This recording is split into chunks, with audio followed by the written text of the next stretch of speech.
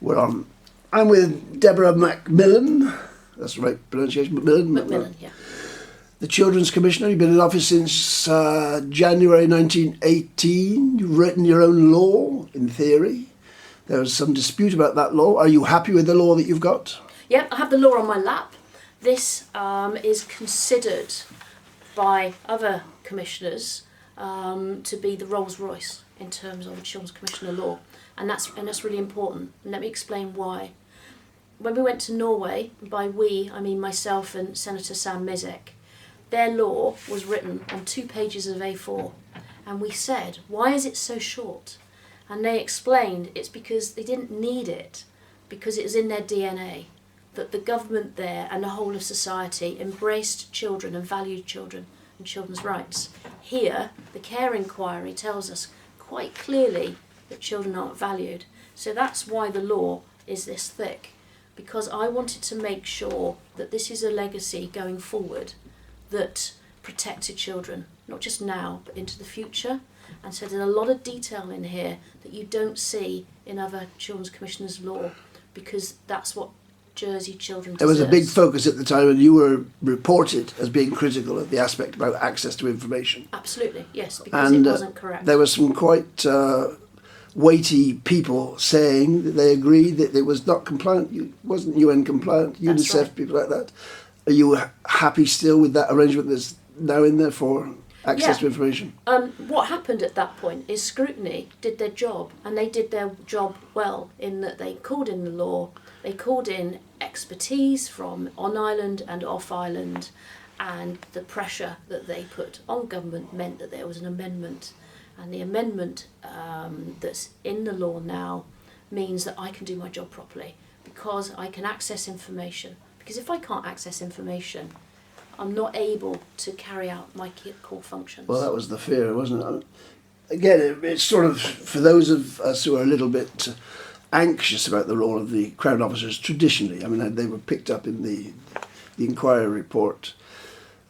The fact that they give legal advice and people aren't allowed to know what it is, not allowed to share it with anybody. I mean, this may be lawyers acting correctly, but it's not very helpful for the public, because lots of things the public want to know, and it's not out there and the people can't know, so it can't be shared. And where else can the public get legal knowledge? This is one of the difficulties, isn't it? That's right, that's right. But it's good that we came to an agreement with the Attorney General. So we have a protocol signed by him, myself, and the Chief Minister. And that protocol is about to be reviewed to check it's working properly.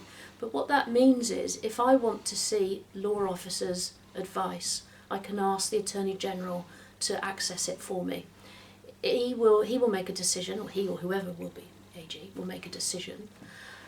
If the Attorney General chooses that makes a decision that I can't have the advice, I will publish that. So they need to have a very clear rationale as to why I can't have it. Something you also picked up in the thing, you spoke to the panel the other day, and you said you were offered accommodation initially, and you realised you were interviewing somebody and they got upset. Yeah. And the reason they got upset was because it was a room with unpleasant experiences, so you wanted an independent place where you could operate from. That's right. I was surprised you weren't already aware of that, because that's the sort of standard which applies, doesn't it? Isn't that what applies generally, or not? So the government put us into temporary buildings whilst we were building a team. Right. Yeah, come on in.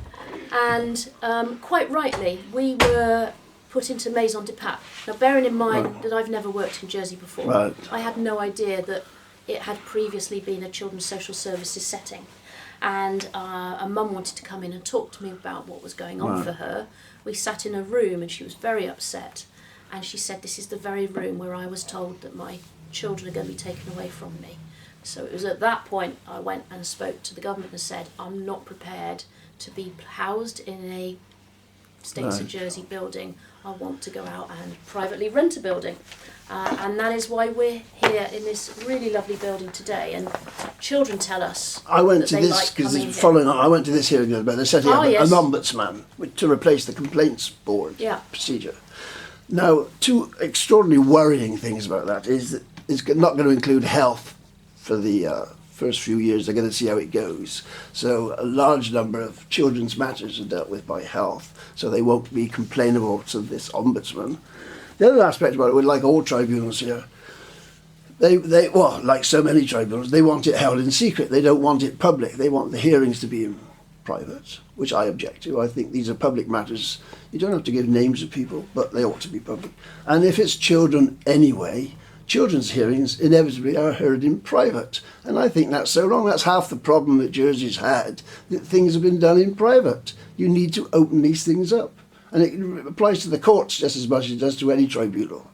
Do you have any thoughts on that? One of the things that we've been asked to look into by children and by adults who care for them is the publication of judgments. Do you know what I mean by that? Don't need to explain. Well, court judgments and that sort of thing. Yeah. So when the government of Jersey wants to have a care order for a child, to take them into care, then they have to go to court. And that is written up and it's published. It's called the judgment. And what happens is, because it's published, of course the media are interested in it, aren't they, Sam? Yeah, and definitely. sometimes, not always, but sometimes what we see is quite sensationalised headlines in local media. And because it's online, what that means is it attracts comments. And what we've noticed, and as people have complained to us, is sometimes those comments mean that those children are identified. And what we would be saying is that is a child rights issue, because a child has the right to privacy and family life. And that is why that's one of the areas where we're campaigning not to stop the publication of judgments, but to make sure that through the publication of judgments, no harm is caused to children and their rights aren't breached. Yeah, I've no problem with that, but obviously there is a public need to know, and There information needs to be out there. It's And the balance, obviously, isn't it? it's about education of how children should be treated. If they're badly treated, the public should know why they've been badly treated, how it come about, what is considered. You mentioned smacking when I came in. Smacking is an issue. The public isn't very well informed about smacking. No, It's you're something- right. It's an absolute balance between the child's right to privacy and family life around the public interest, and that's something that we need to balance. Would you make recommendations, or would you make observations to a panel which is looking at setting up an ombudsman? Is that something you? Yes, so we are involved in that. You What are. we want to make sure is that the role of any Jersey Public Services Ombudsman fits in with what it is that we're here to do.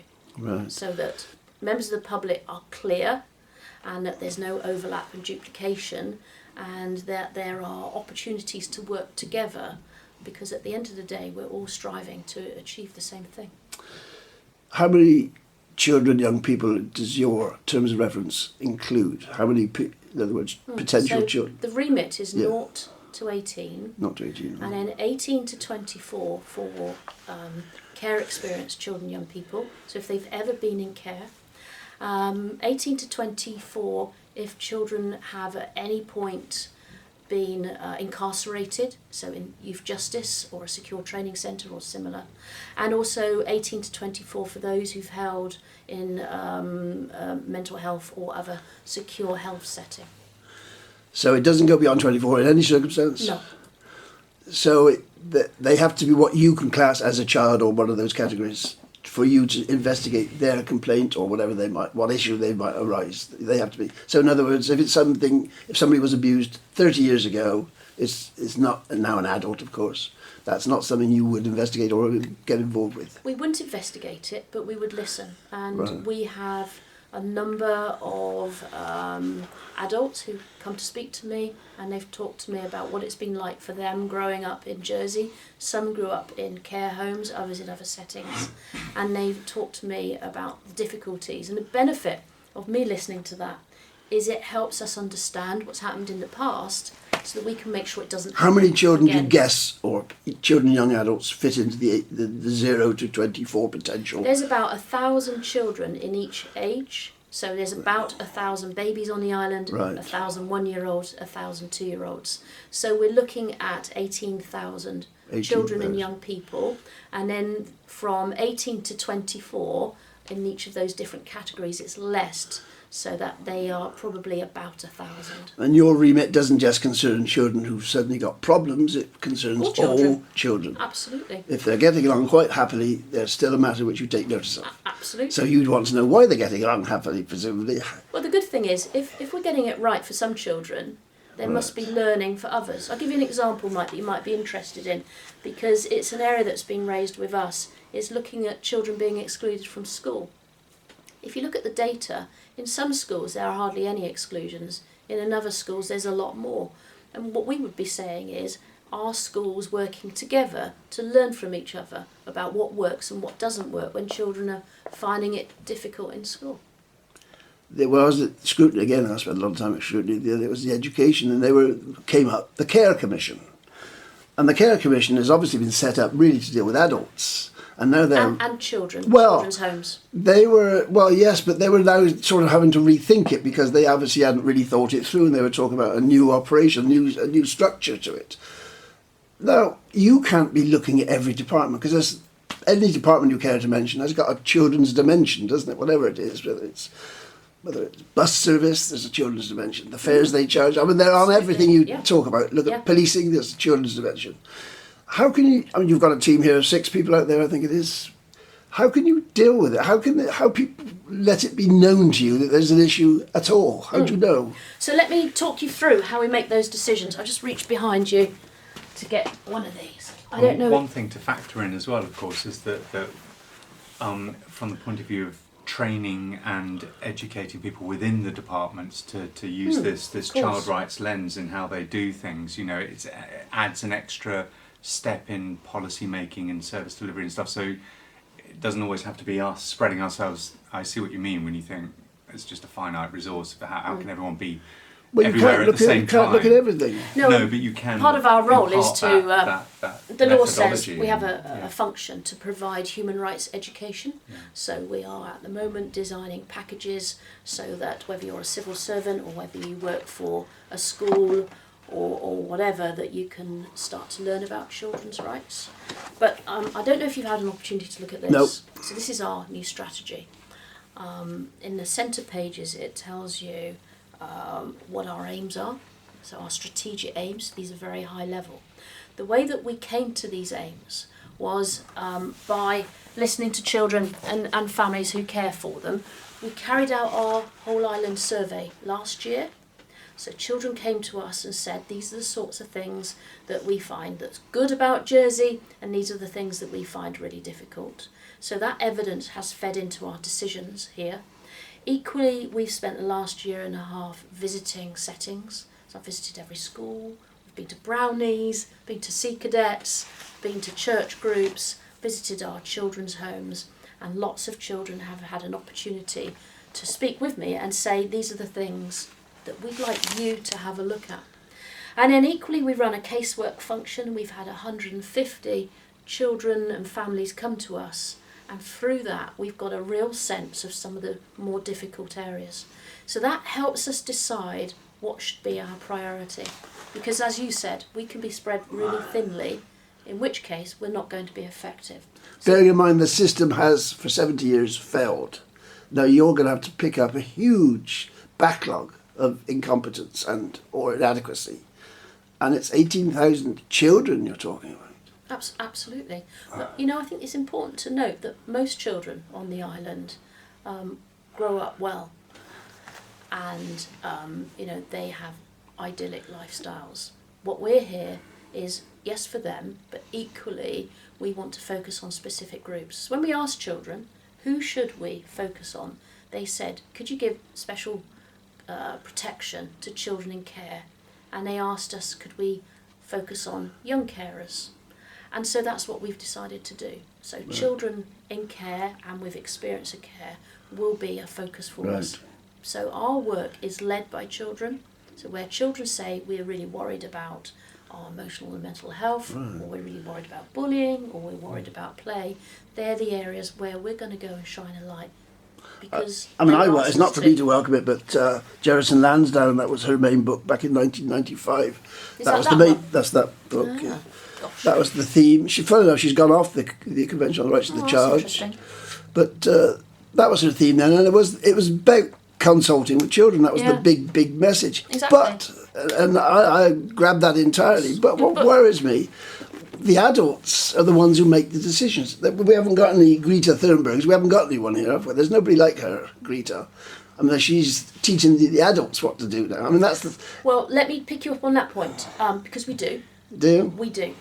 One of the functions of the Children's Commissioner's Law is to make sure that children know that they've got rights. Because, understandably, if a child knows that they've got rights, they know when they're being breached and they can do something about it. And so we launched our flagship programme, which is the UNICEF Rights Respecting Schools programme.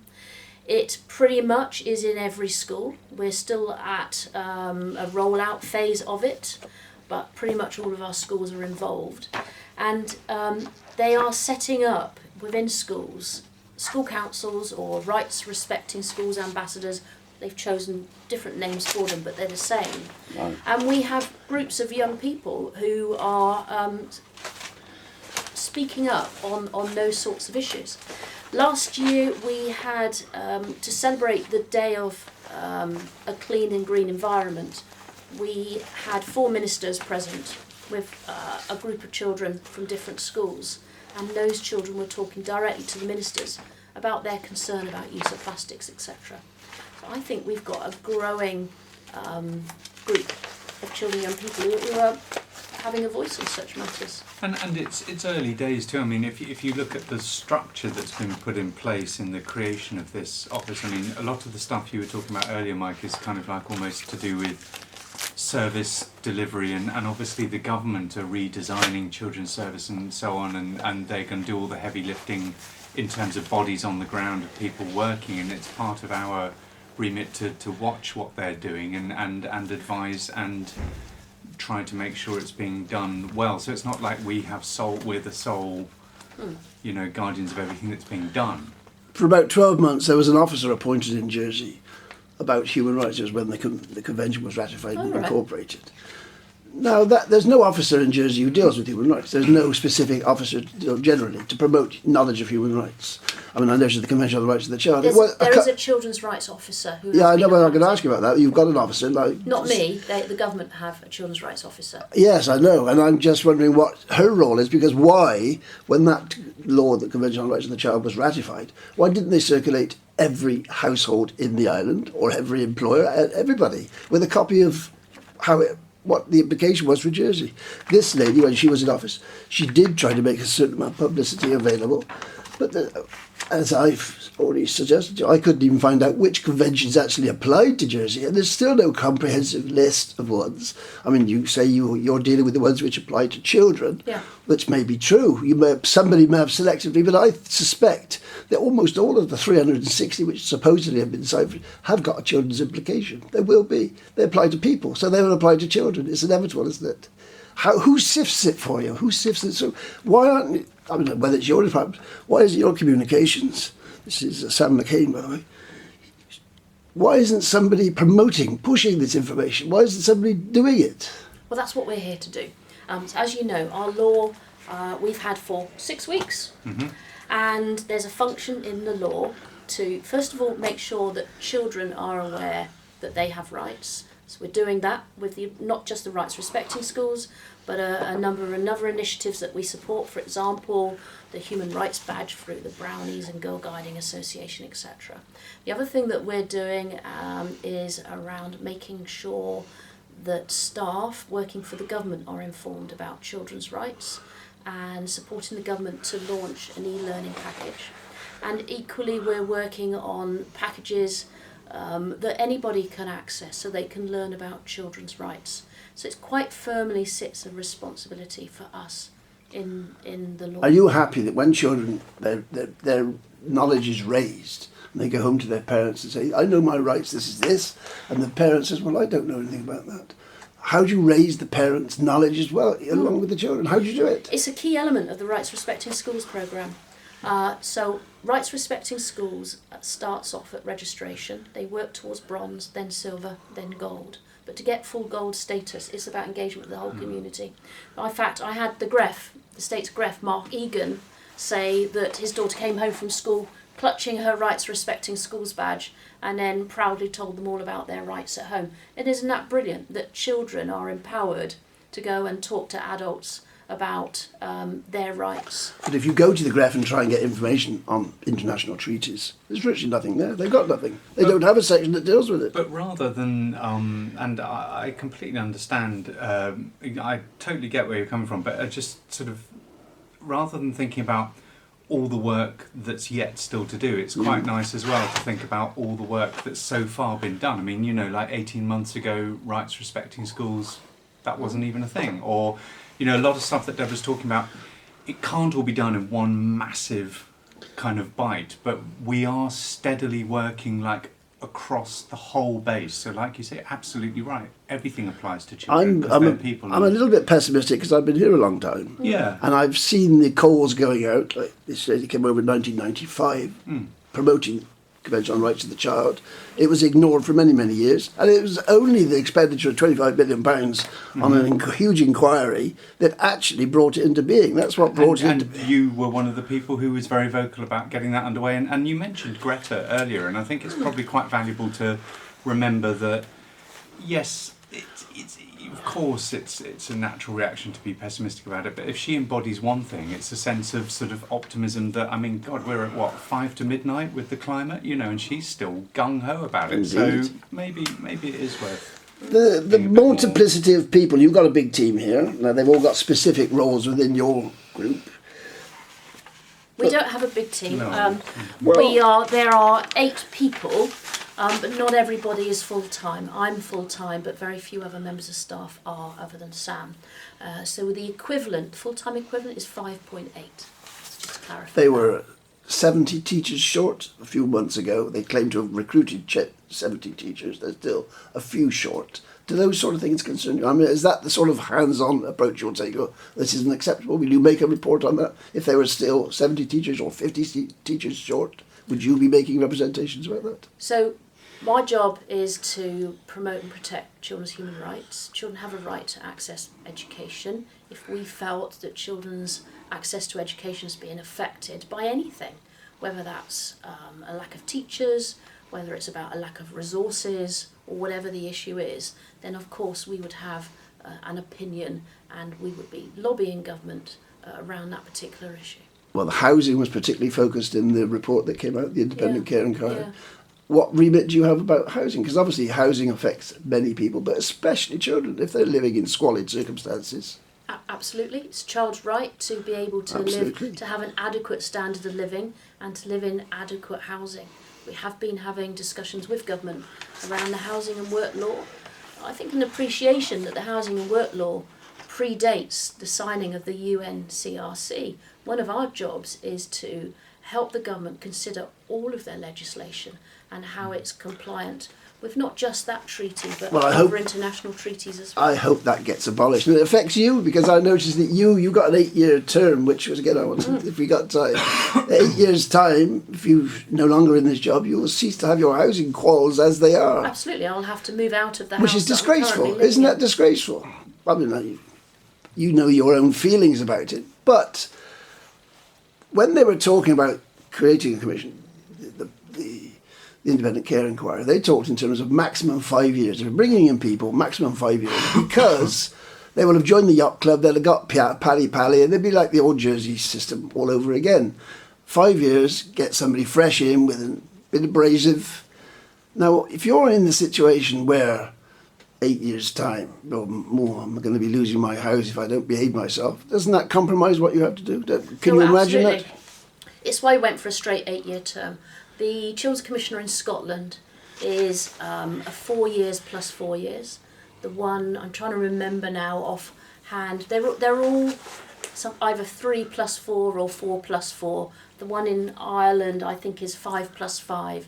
What we heard from other children's commissioners is where they had a gap in the middle, that was where there was potential for either siding with the government to make sure you got another term or whatever. We decided there's so much to do here, and what Jersey needs is consistency. That a straight 8-year term meant that there was less opportunity for the post holder to want to procure some sort of favour to make sure they got an extension. So it's an 8-year term, it will not be extended, and I will cease to become the commissioner. Because there is in the law which you had, that there is a power to get rid of you. I mean, who monitors what you do and decides whether you are doing the job properly? Who does that? Children do, and that's really important. There's a very robust accountability and governance framework.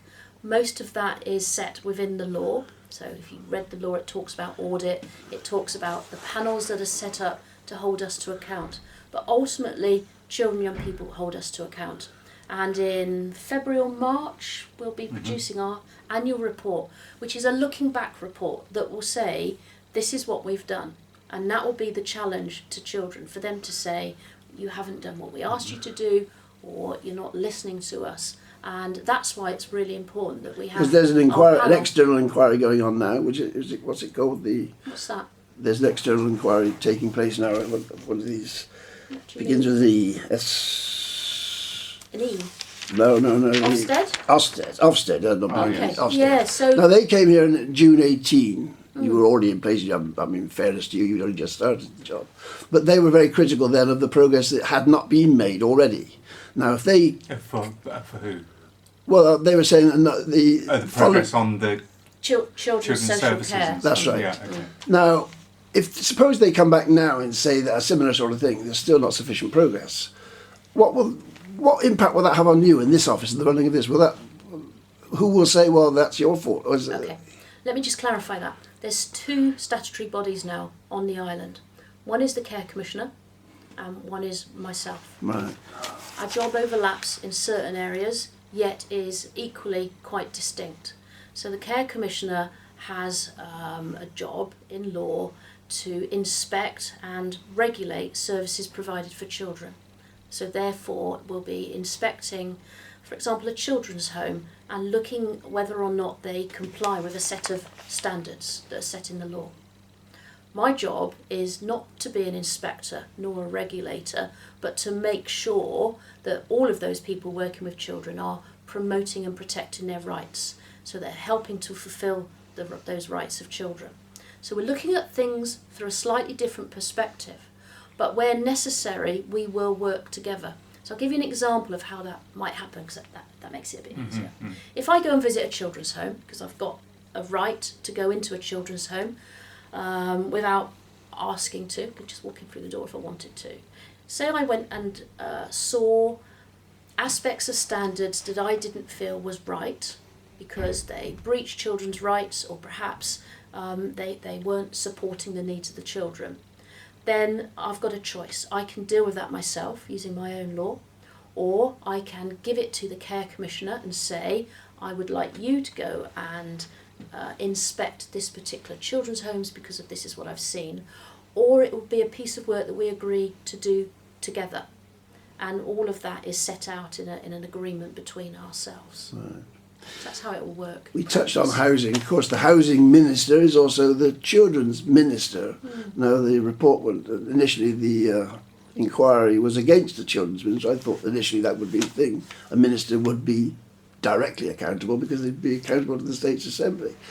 But no, they said that they wouldn't be. They'd rather have a children's commissioner. So you were appointed, but they also made, I don't know quite how it came about, but they also had a children's minister, but who is also, what I say, conflicted because he's the housing minister. So when issues come up about housing and getting kids out of squalid housing, he's conflicted, isn't he?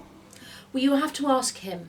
But I think the important point here is children, and promoting and protecting children's rights does not sit with one minister.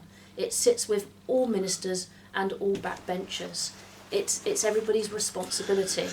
What we don't want is anybody saying, oh, that's not me, that's Senator Mezek because he deals with children. Equally, we would want the Minister for Housing or Income Support, Social Security, all of those ministers to take responsibility. That would be our message. Well, I don't know who dreamed up the pledge. I don't know if you had it, but there's, in theory, 49 states, maybe they have more signed it, have got this weird obligation to do something. Quite what they're supposed to do, I don't know. They've also got this corporate parent responsibility. Again, I don't hear states members popping up saying, oh, I'm a corporate parent, I've got to do something. Do those expressions have any meaning as far as you're concerned? Just one sec, sorry, we've about 5 more minutes. Is Okay. that okay with you? Yeah. You mentioned earlier that you weighed the government plan and said your plan. Right. Just to clarify, we are independent of government. Right. So the government plan is not my plan. This is my plan. It's a Right. very different thing. My job is to hold the government to account. So the government have said we will put children first, and they've set out a number of actions that they're going to deliver.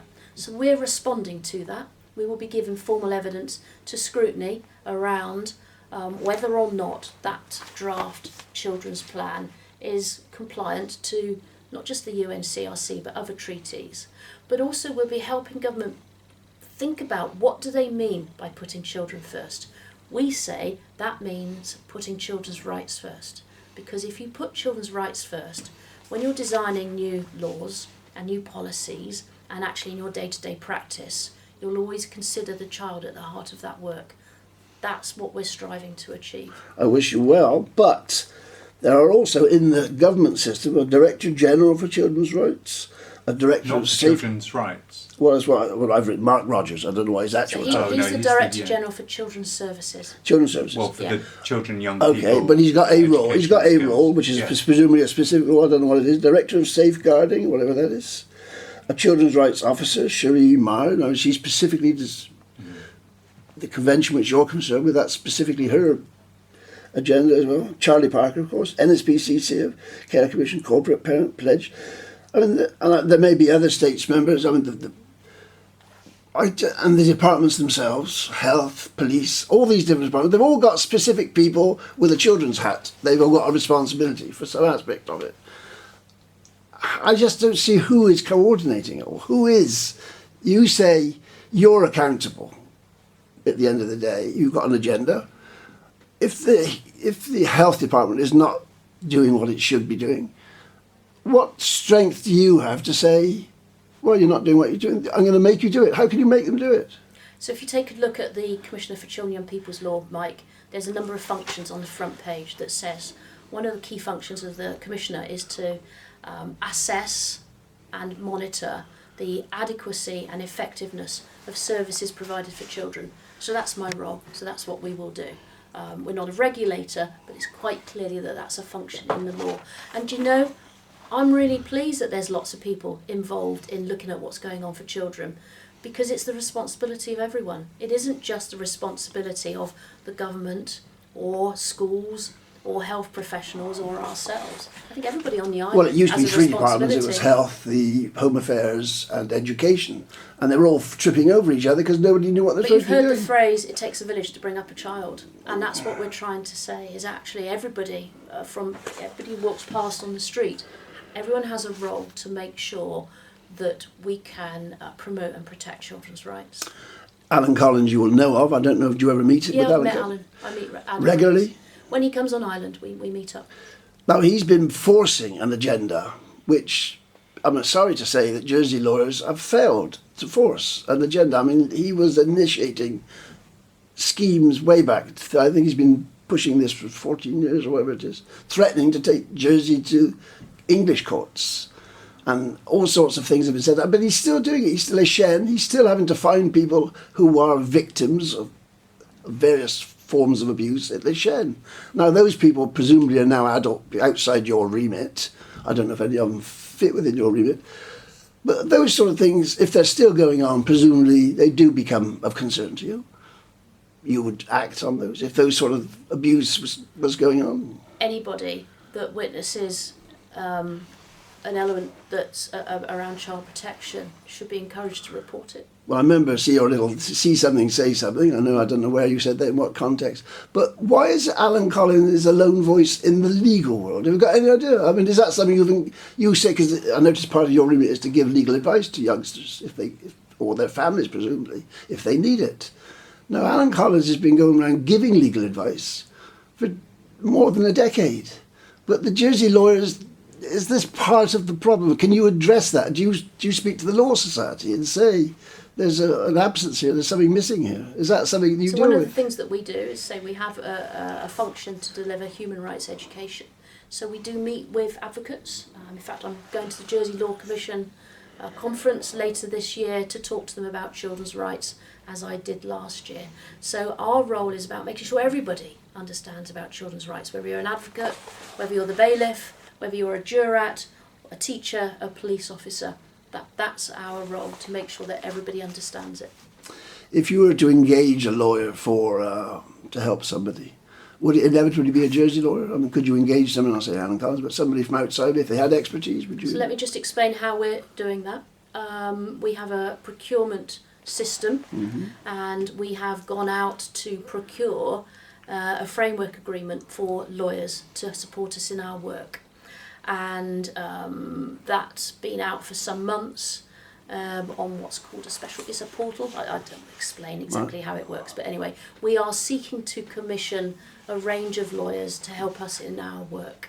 Right. And when that process is concluded, which will be in the next couple of weeks, we will have a range of lawyers who we will call upon. Would it include Alan Collins? I'm not saying I shouldn't probably ask the question, but I don't know. It depends whether or not he chooses since he has apply. gained so much expertise dealing with Jersey, so Alan, and worldwide, in fact. I mean, we advertise the portal right. within Jersey and with throughout the UK and beyond. I can't decide who's going to apply. I don't know who's applied. The Care Inquiry Trio are back next Monday, I think, reporting. Will you go to their public, whatever their report's going to be? They're going to. Yeah, what's the It's on plan, Tuesday, I Sam? think. Tuesday. Yeah. The Care Inquiry. Because this is their final appearance. Yes, I mean, I think at the moment, as I think we discussed on the phone, that just because of the fact that they're reporting back, it's very much their thing, and obviously we're closely involved with it, but don't want to say too much about that in advance of It's it, just that because they've always been there, or they've been in the background, then they will cease. This is their final appearance. They're not going to be that outside body looking in. Do you think that is going to be something that nobody's going to pick up on? Do you think somebody will fulfil their role? Because obviously it's been very valuable. It's focused attention on problems which would never otherwise have got addressed. Well, you wouldn't exist. You wouldn't be here. No, exactly. The Care Inquiry is important, and they recommended that there be a commissioner, and a commissioner's in post. What happens now is about how I fulfil that remit going forward as the Children's Commissioner.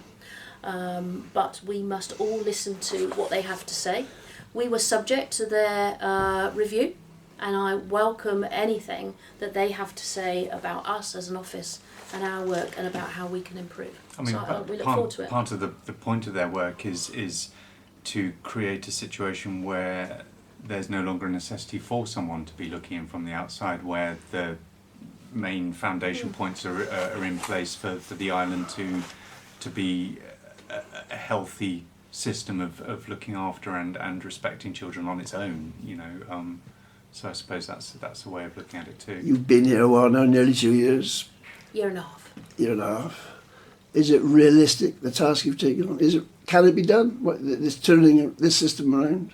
And bear in mind, it's not just children this island's got problems with. It's got huge problems on so many issues. Do you think children, since it's been so neglected, children, do you think this will become, they make it the top priority? Do you think that will be? I was asked when I arrived on the island exactly the same question, and my response is the same. I wouldn't be here if I didn't think that the role of the Children's Commissioner was important and a role that could transform lives. That's why we're here. We're here to make a difference. We already are making a difference, and I look forward to a time when, in history we'll look back and we'll say that's when it changed for children and families in Jersey. I was asked, and I must ask you, do you have children? Yeah, I do, yeah. And they're here. There's 18,00002. So they're not here. My children are grown up, and I have grandchildren. I'm of that age, Mike. Are you? Oh, right, okay. So we're going to have to wrap it up. So we're going to wrap up there. Another meeting at 11. The communications officer is wrapping us up now. That's what communications. Just a word for the communications officer, because I was asked that. You're communications officer for this department. For this me. unit owner. For me, not department. For we're not a the department. Children's Commissioner's Office. Office, right, Which is a completely separate thing. Yes, so I'm not a government communications I better officer. put you on. I better just show the public what you look like. So Hello, yes. There he is. And your name is? My name's Sam LeCain. And we've met before. Okay, thank you much indeed for both of you. Thank you, Cheers. Mike. Thank you for coming.